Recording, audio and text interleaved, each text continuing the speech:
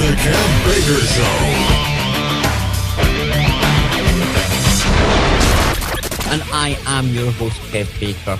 Welcome back. I'm joined tonight by my good friend and co-host, Johnny Whistles, and the one and only Ben Emlyn Jones.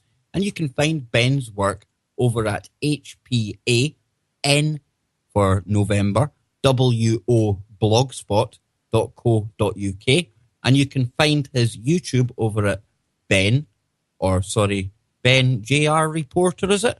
Ben the JR I missed yeah. Come on, you know. But, there were links on the main. It was good fun in the first half. And this next topic that we're going into, you know, David Icke has faced years of derision for bringing this up. But this isn't new information.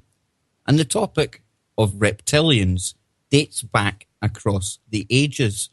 Now, myself and Popeye, if you ever listen to Freaky Friday, we'll have a laugh about something called the Chittahoorie. Now, the Chittahoorie, if you're into your Marvel comics, they're the race of shape-shifting aliens, right, who've tried to come here, conquer Earth during the Second World War and in the early 21st century. Totally fictional. However, you can take it to the real world, where, again, David Icke was speaking to Credo Mutwa. Now, he's like the spiritual leader of the Zulu tribe over in Africa. And their kind of, how would you say it, their cosmology, their evolution, well, it involves a visiting race of shape-shifting alien reptiles called the Chittahoorie. And this is the real world, not in a Marvel comic, real world stuff. And Ben, he's been covering some of the reptilian topic as well. And I would love to have this conversation with me, Johnny, and Ben, and just get all of you out there to consider the bigger picture that may well be at play. So, Ben, what got you back into the reptilians? Well, I came across a chap called Chris Turner, who's actually a filmmaker, and he's the director of a new documentary coming out very soon called Don't Mention the Reptilians, which is the name, which is a good title, I think. And he has been investigating a very, very strange but a surprisingly common phenomenon, and that is people reporting that they've had encounters with creatures that appear to be humanoid. They're humanoid-type creatures, but they appear to be rather lizard-like. They're not human. They have reptilian features, scaly green skin, lizard-like eyes and faces and facial features.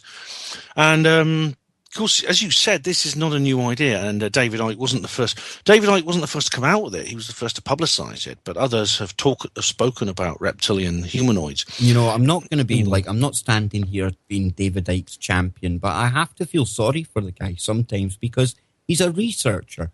He researches other people's work that's out there, presents it with his spin, and the reptilians wasn't his invention, but yet, as soon as you say reptiles, if you play a word association game, reptilians, it goes with David Icke.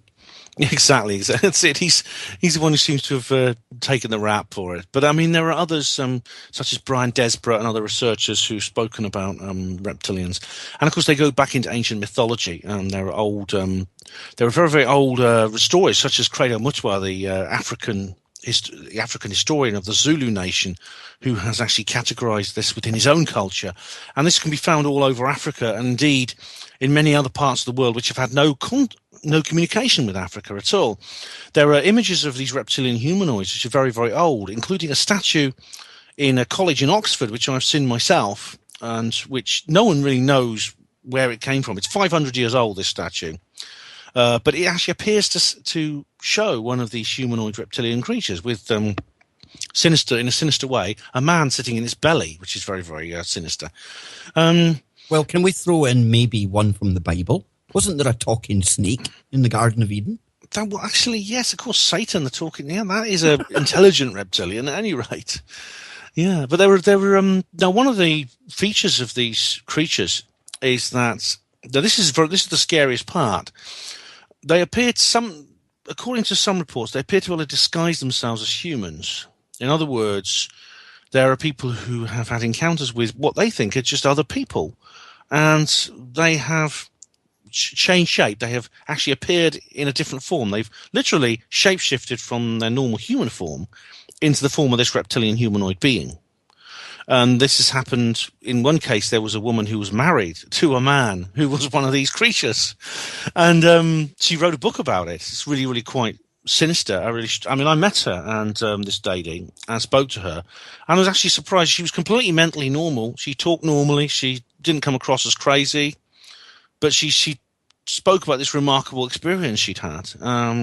And we had in all seriousness, we had Bill Bean on the show. Similar story, almost more interdimensional, because somebody was troubled, and Bill was carrying out a deliverance ceremony on them.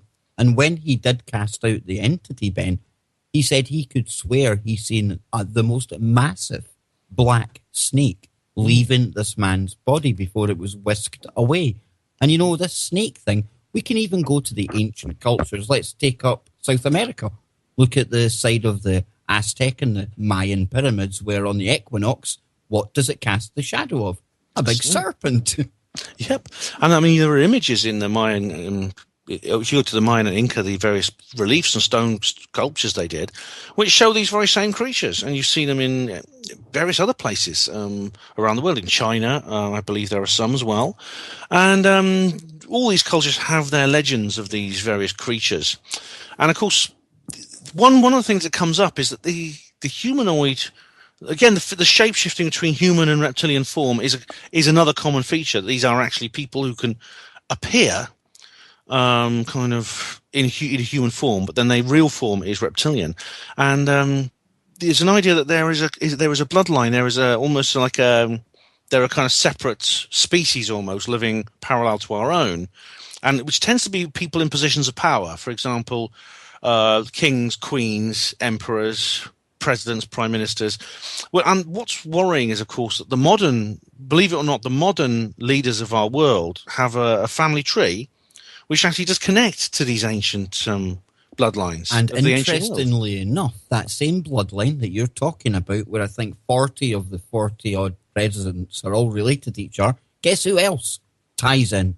The one and only Donald Trump. Oh. But Ben, what you're talking about there, if I had to go out on a limb and present some kind of hypothesis, I would go along the Sitchin kind of line, and I would say maybe the Anunnaki came down here, and perhaps they had some reptilian in them. Who only knows? And then they left maybe, say, 12, 13 families who would go on to do their bidding right up until today. But I'm a conspiracy theorist, right? Yeah, well, the thing about it is, I mean, if this is a fact, if this material is there, this evidence is there, it has to be dealt with. And the implications are quite shocking, because one of the most famous of these members of these bloodlines is none other than Queen Elizabeth II. Yes, the Queen herself is said to be a part of this bloodline, in which case, is she one of these creatures, one of these people who appear as humans? You see, I think it's a genetic code. Yeah. I know people will say, well, we've seen them shifting on TV, and some of the things I've seen, I have to keep an open mind. However, I think they use this whole shifting into the thing as a convenient cover and a distraction from the fact that there is a blood code there. Now, these entities that the royals and everyone else do the bidding of, they absolutely thrive and feed on fear. They are low energy, and that explains why they try and keep us in this low energy, Ben. Possibly. It does indeed, yeah. I mean, there's all kinds of strange things that they do. And I mean, Princess Diana actually said a few... She used to say some things to her friend Vera Diamond about this. And she didn't tell her everything, but she said she was holding some material back, some information back about her relationship with the royal family. The things she said on Panorama, the things that went into that famous book that probably got her killed, there were things she held back from there. And there's talk about, I mean, for example, do you remember there was the centenary of the First World War when it broke out recently, and there was that big pool of blood outside. It looked like blood. It looked like a pool of blood outside the Tower of London. It was poppies. Oh, yes, it was. And it was pouring out the window. It was crazy, wasn't it? Yeah, and this is, of course, this is maybe an example of what we're talking about here, where these creatures, these beings, whatever they are, may regard things like the Great War as a blood sacrifice. For them, that's what it was. It was actually designed. It was the killing and the suffering was intentional. for satanic occult reasons. Absolutely. And sorry, we're going off into a tangent. It's the same as it's the same as when we hear about Hollywood stars and and the music stars selling their soul to the devil. Now, there's a conspiracy out there, if you look into it, that a lot of the major stars and singers, they all seem to have lost a parent along the way. Did they have to offer a blood sacrifice? Because they say that these reptilians, when you call on them for success or fame in this example, well, you owe not only that personal reptilian that you've summoned or conjured up, but that entire race. Now, just recently, Friday, we had Carolyn Hamlet on the show, and she is an ex-Illuminist. She comes from one of these families, Ben. And when she's seen tonight's topic, she shared with me something that she's posted on her blog. Now, I'll post this in the chat, and I scrolled all the way down because you come to a section that says, what are reptilians and what is their origin? And it reads, I will begin with the simple basics and move into more detailed explanation. I think for many reading this, it will soon make perfect sense as to why reptilians are the way they are and why they are so bloodthirsty. Reptilians are not angels or demons. They just are what they are. They are a dominion power of another realm. Some reptilians exercise control of another realm and operate out of that realm as their home base. Now, just to pause there, think of what we talk about with CERN, piercing the veil. Could it be we're opening a doorway? And it goes on, Ben, just to finally cap this off. They are pirates of a sort. Some have ties to Venus, Orion, Sirius, and the Pleiades. Reptilians have the ability to operate interdimensionally and are able to manifest physically. Reptilians have their own agenda, their own type of plan. However, as I explained earlier, reptilians are very much under the management of Satan's spiritual hierarchy. And long story short, because we're getting Carolyn back on to go into this in depth, they don't see themselves as being inferior to anything. They think they are the superior race throughout all the dimensions, Ben. Yeah, well, this, of course, is a lot of the aristocratic bloodlines think this. And I actually started watching Carolyn's video, and I didn't quite have time to finish it, but it was very, very interesting because we're dealing with, I mean, when we talk about the devil, I mean, do we literally mean a man with a point with horns on his head, or is it a symbol for some kind of spiritual entity or spiritual element to the universe, which is malevolent and harmful? I've always looked at it as maybe even some kind of negative vibration. And when it does manifest into matter, possibly it does take the form that we're talking about here. However, with it being a shapeshifter, Ben, you know, if the big fella with the horns ever does turn up on the earth, I imagine he'll probably look as dashing as Jesus is portrayed. Well, I mean, I remember that in the film The Omen, the actual Antichrist was a very, very sort of like dapper young man, very successful, very popular, with a suit and everything like that. Absolutely. And, you know, Johnny Whistles, let's bring you in here because right now, popular culture again, one of Fox TV's major shows, Lucifer. And today I was posting images of what is now the new chic, the new trendy, and it's to dress up as a witch. What's happening here, Johnny boy? I don't know, Kev. I think the world's going absolutely crazy. But reptilians, Johnny, your thoughts on these things? Reptilians? Well, I think there's not just reptilians, Kev. I think there's a load of different things on Earth that we will never, ever understand unless we get full disclosure from everything.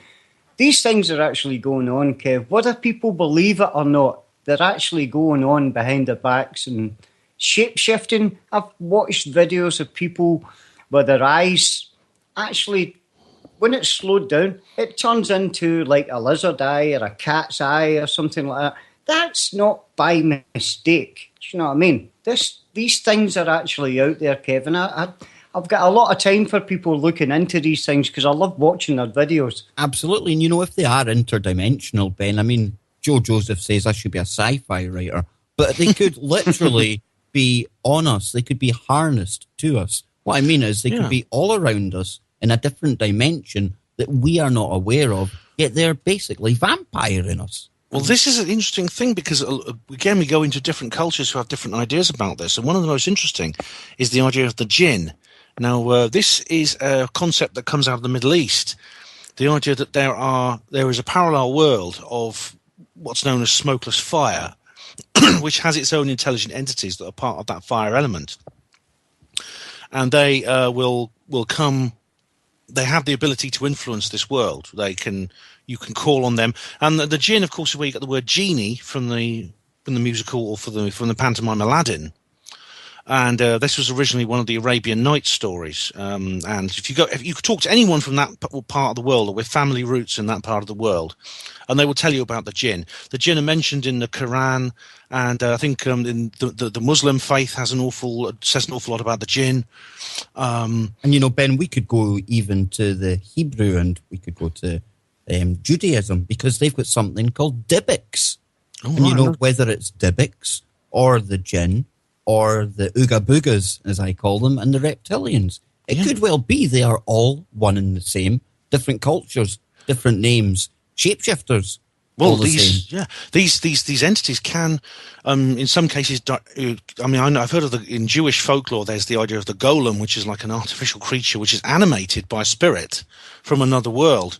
But they can actually, I sometimes wonder if some of these shapeshifters, some of these people, these human beings, even people you may pass in the street, are actually like this in the sense that they are possessed. They are possessed in a similar way to the young girl in the film The Exorcist. Well, let's throw in the black-eyed children, Ben. Yeah, that's a big subject, and I don't know if it's exactly the same, but I mean it's a possibility that the black-eyed children are another element to this. But there's no doubt about it that things like the film The Exorcist, which is of course very frightening, it's even more frightening when you realise that the people who made that film have really done their homework, and it is based on several true events. The possession of young children, especially, by demonic entities. I mean, it's a bit excessive. I mean, their heads don't spin around. Ben, things like on that. the same theme again, when I brought up the Dybbuk, I mean, there's a recent film that was out. I can't remember the name of it off the top of my head. But again, based on a true story, and we have the Catholics who come in and exorcise places and things like that. Well, what happens in this case is a rabbi would come in and they contain the Dybbuk within a box. Now, this horror film was about a guy who buys a Dybbuk box, unbeknown to him, at a yard sale. And you can imagine what unfolds from there. But again, there's rabbis putting a lot of weight into something that a lot of people would say we're mad for considering. I know it does seem a bit crazy. I mean, I've seen films of in the world of Islam. They have exorcists to this very day, who will try and remove people they believe are possessed by the jinn, and they'll put the jinn in a bottle, which is rather like the lamp in the story of Aladdin. And this bottle, I mean, you can actually go to places in the Middle East, in museums and places like that, and the whole cellar will be full of bottles, which are contained, various jinns have been contained in them. Now, you got to say, is it crazy? Is it just witchcraft? Is it a superstition? But when you bear in mind all these other stories that are coming out and all the other evidence that we brought to bear, including multiple reports of people who are completely mentally normal and have no clinical problems at all in terms of their mental health. They don't go on to try and sell books. They just have a story to tell. There's no financial gain for these people, Ben. No. Well, the lady I talked about, she goes under the name Susan Reed. That's her, but that's not her real name. That's the name that's a pseudonym she chose when she wrote her book about being married to this reptilian shapeshifter. And to this day, she has never revealed her real name. She's made very little money off the sale of her book. She does not want to be famous. And she is completely normal to talk to. If you spoke to her and you didn't know she had this story to tell, you wouldn't think there's anything remarkable about her at all. Absolutely. And people will say, well, why change your name? Well, look at what we were talking about with David Icke. Can you imagine trying to go and get a job if you were the lady that wrote the Reptilian book, or your children may be going to school? Do you want them subjected to that? A lot of reasons why you would change your name for that. But, reptilians, I think, like Johnny, like you said earlier, man, I think they're just one of many that are out there. And what scares me the most, John, is that I think one of the biggest secrets is a lot of them look just like you and me. Yeah, it's frightening, definitely. Yeah, I know, because it's like, I've seen many things that have says, Kev, even talking about Satan. It says if you want to see what Satan looks like, just look at yourself because he's just like you. Yeah, I mean, I can well imagine that an entity that lived outside our universe and wanted to parasite off it in terms of its energy. I mean, there's a guy called Matthew Deleuze who's written an awful lot about this, and what he says is very, very interesting. That there is, in a sense, the universe we have is infected. The universe, on a psychic, spiritual level, is infected by a malevolent entity, or more than one malevolent entity, which is almost like ticks or fleas or leeches that have latched onto it and are sucking out the lifeblood. Interdimensional parasites. Yeah. And these families around the world, Ben, go and take a walk around Buckingham Palace or around Paris. And you'll see gargoyles, dragons, and a whole plethora of reptilian symbology. Exactly, yes. You'll see they're almost like they're telling us. It's rather like we're going back to Paul again. I mean, the Paul McCartney thing. It's like they have to tell us. This is far, far more serious. It's and more part of sinister. the magic, Ben. Yeah, they are putting out these symbols there in front of us, and we see things like dragons. Oh, that's nice. It's a bit of heraldry. It's an old symbol, things like that. Or we see these war memorials that are covered with, flowers that are coloured the colour of blood. And Ben, poppies. This is all to do with will and our free will. Because as Carolyn was telling us the other night, they need us to willingly give that over to them and these interdimensional entities. And by showing us and us refusing to act on the information that is around us in movies, songs, cities, everywhere, then that, in turn, is us giving them our will.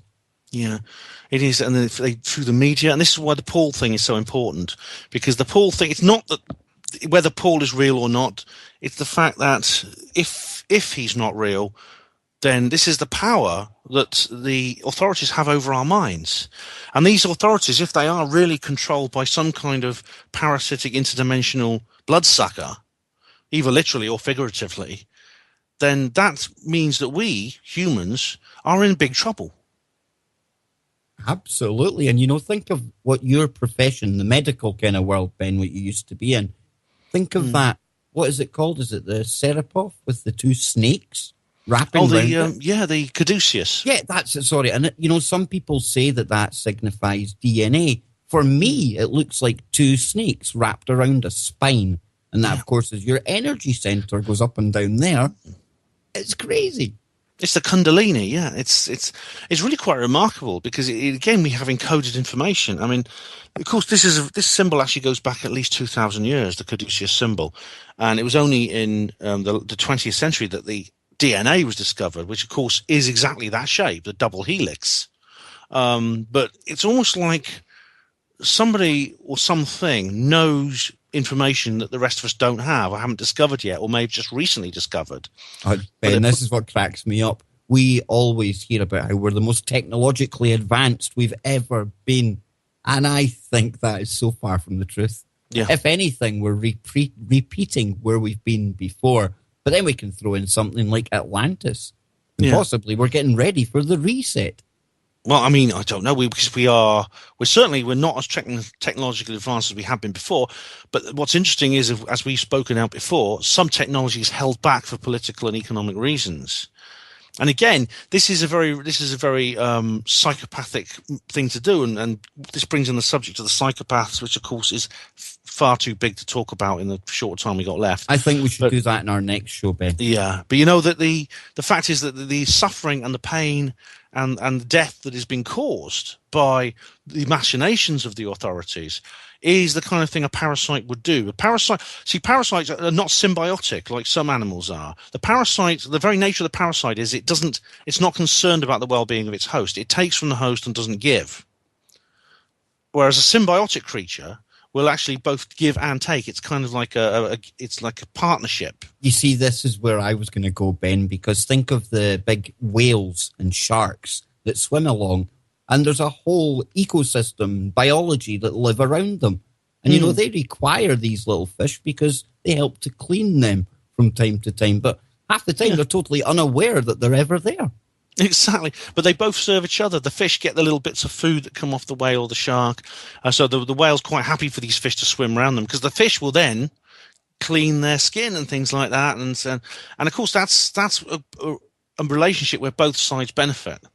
But a parasite, only the parasite benefits, and I think that's where we are. If this universe really has a parasitic attachment, then that's very important. And Ben, we're almost out of time, but Okay. let's leave it at parasitic attachment. I just think, what would the universe be like if we didn't have this parasitic attachment? Absolutely. It'd be wonderful, wouldn't it? If you want to see your local parasitic attachment, go down to your local politician. You'll find them there.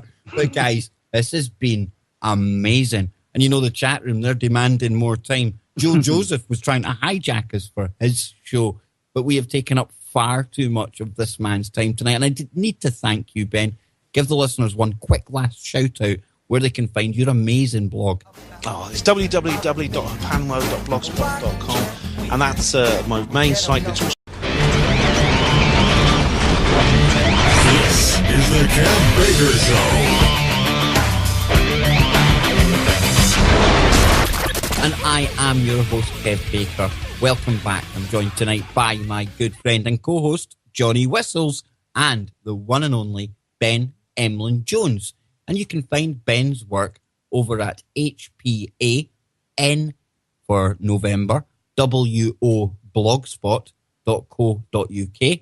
And you can find his YouTube over at Ben JR Reporter, is it?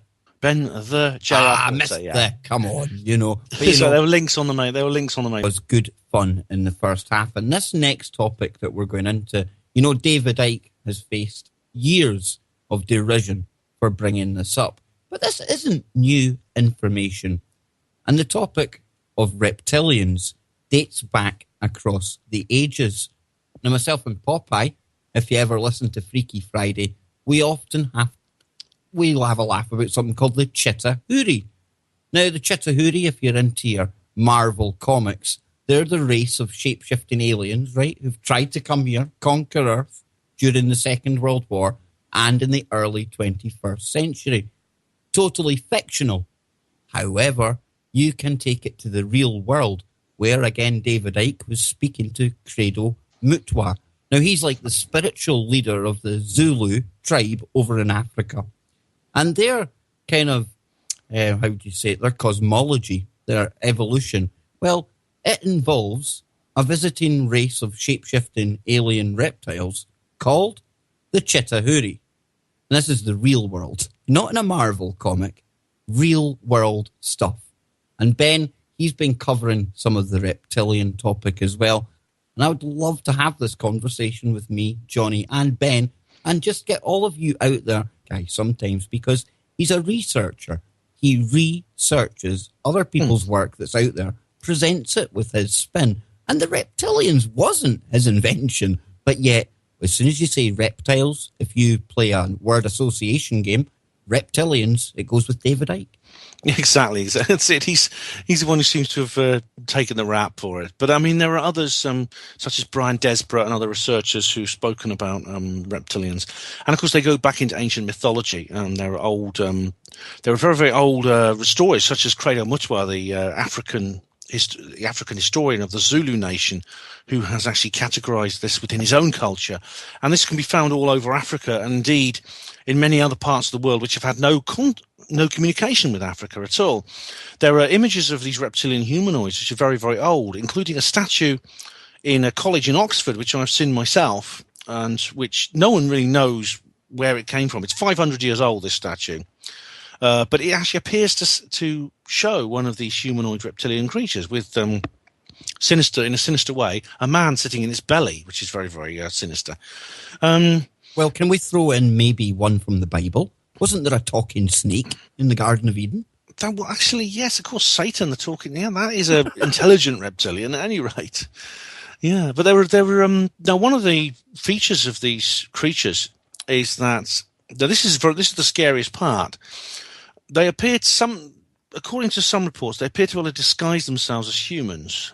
In other words, there are people who have had encounters with what they think are just other people, and they have changed shape. They have actually appeared in a different form. They've literally shape-shifted from their normal human form into the form of this reptilian humanoid being. And this has happened. In one case, there was a woman who was married to a man who was one of these creatures. And she wrote a book about it. It's really, really quite... To consider the bigger picture that may well be at play. So, Ben, what got you back into the reptilians? Well, I came across a chap called Chris Turner, who's actually a filmmaker, and he's a director of a new documentary coming out very soon called Don't Mention the Reptilians, which is the name, which is a good title, I think. And he has been investigating a very, very strange but a surprisingly common phenomenon, and that is people reporting that they've had encounters with creatures that appear to be humanoid. They're humanoid-type creatures, but they appear to be rather lizard-like. They're not human. They have reptilian features, scaly green skin, lizard-like eyes and faces and facial features. And, of course, as you said, this is not a new idea, and David Icke wasn't the first. David Icke wasn't the first to come out with it. He was the first to publicize it, but others have spoken about reptilian humanoids. You know, I'm not going to be I'm not standing here being David Icke's champion, but I have to feel sorry for the